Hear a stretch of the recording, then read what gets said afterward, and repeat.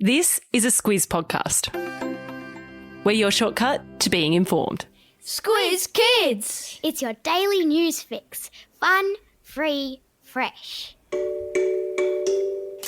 Hello and welcome to Squiz Kids, your fresh take on what's happening in the world around you. I'm Amanda Bauer. It's Monday, July 12. In Squiz Kids today, a great big lockdown across Greater Sydney. Richard Branson in a billionaire space race, Aussies win big at Wimbledon, and scientists discover an upside-down water walker.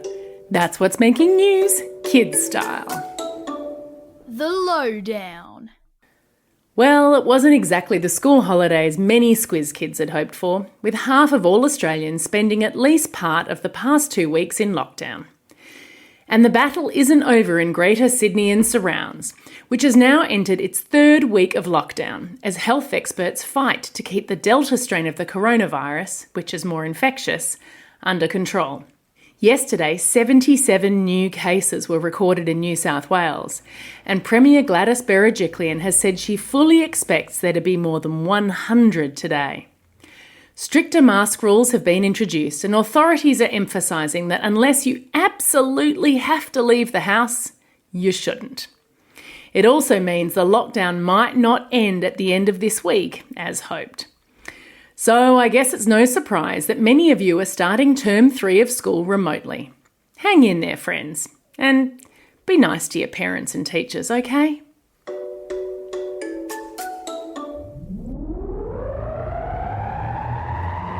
Spin the globe.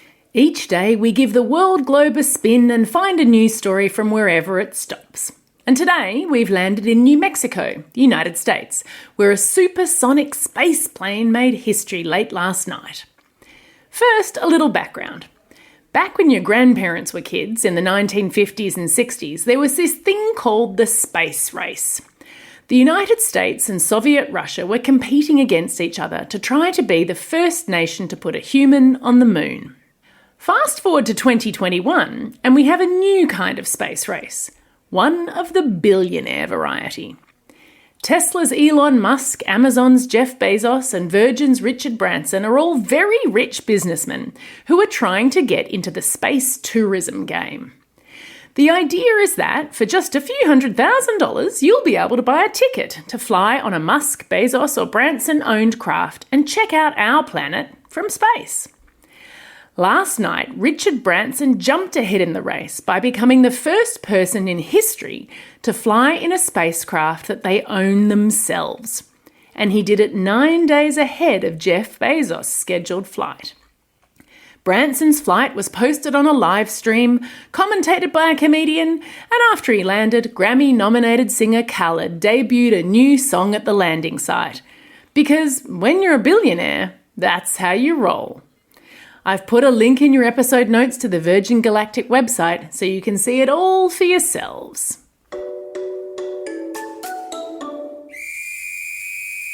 Sport time. It was a brilliant weekend for Aussie sport when 2 Australians were crowned Wimbledon champions. Dylan Alcott won the men's quad wheelchair singles, which means he's added a 3rd Grand Slam title on top of his Australian and French Open wins this year. And that means he's on track to win the elusive Golden Slam, which is when you win all 4 Grand Slam titles in a row, plus the Paralympics or Olympics gold. Dylan just has the US Open and Tokyo to go, so get ready to cheer him on. And the women's world number 1, Aussie Ash Barty, finally fulfilled her dream of winning the women's singles at Wimbledon, 10 years after she won the juniors prize. And she did it wearing a special outfit, a white dress with a hem shaped a bit like a wave. She'd modelled it on the outfit that her hero, fellow Indigenous tennis player Yvonne Goolagong-Cawley, wore exactly 50 years ago at Wimbledon, when Yvonne first won the title. After her win, Ash said that Yvonne had paved the way for her and other young Indigenous kids to believe in their dreams. And now, Ash wants to do the same thing. She said, "It's more important to be a good person than it is a good tennis player. I was extremely lucky to have an opportunity to learn how to play tennis. But being a good human being is absolutely my priority every single day." What a legend. Animal Kingdom. Here's more proof that you should always keep your eyes open when you're out in nature. It could make you famous. A student at the University of Newcastle in New South Wales discovered a world first in aquatic beetle behaviour when he was out researching frogs. Like any good scientist, John Gould kept his mind and his eyes open when he was crouching down near some water looking for tadpoles. And he noticed a tiny beetle, less than a centimetre long, crawling along upside down on the surface of the water. Basically, the water looked like a piece of glass. John was on one side, watching the beetle crawling along the other. Scientists think that the beetle is able to trap air in its body, allowing it to stay just at the surface without breaking through. Why would a beetle have evolved to do that, I hear you ask? Well, John Gould and his colleagues think it might be to avoid predators that are at the bottom of bodies of water. Walking on water, what will they think of next? There's a video of the little critter in your episode notes. Time for the quiz. This is the part of the podcast where you get to test how well you've been listening. Question 1. Which billionaire flew in a spacecraft that he owned last night?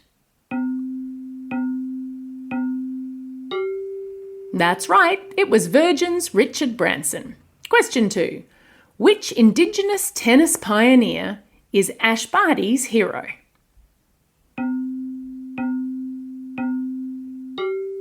That's right, it's Yvonne Goolagong Cawley. And question 3.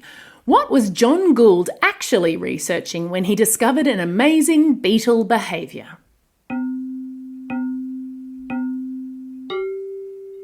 That's right, it was frogs.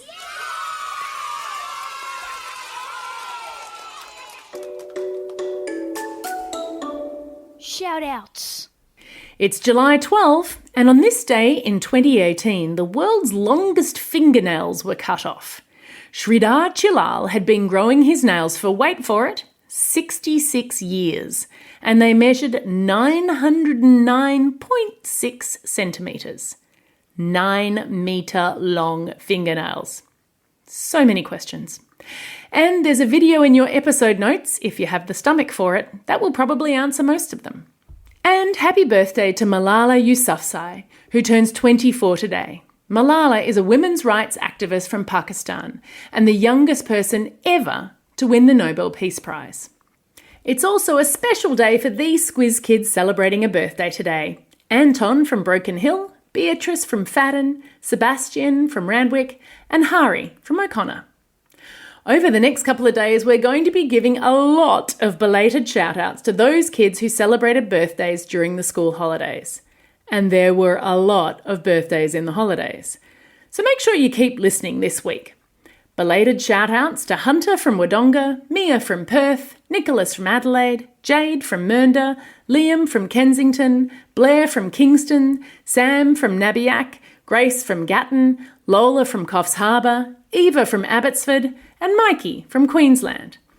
Classroom shout-outs go to Mr Isaac's class from Kalgoorlie, Miss DB's Year 5 class from South Newman Primary School, Years 1 and 2 at Finley Public School, and Mr Doran's Class 4H from St Mary's Primary School in Swan Hill. Class 4 Gold from Scone Grammar School would like to wish Miss Price a happy birthday, and Woodhill State School would like to wish Miss Binstead a belated happy birthday for last term.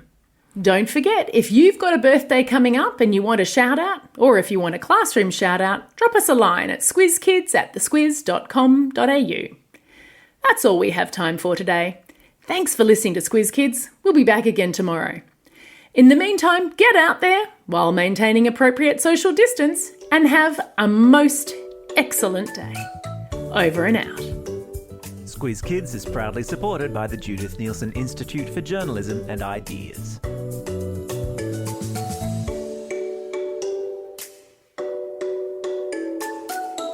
Squiz Kids! It's your daily news fix. Fun, free, fresh.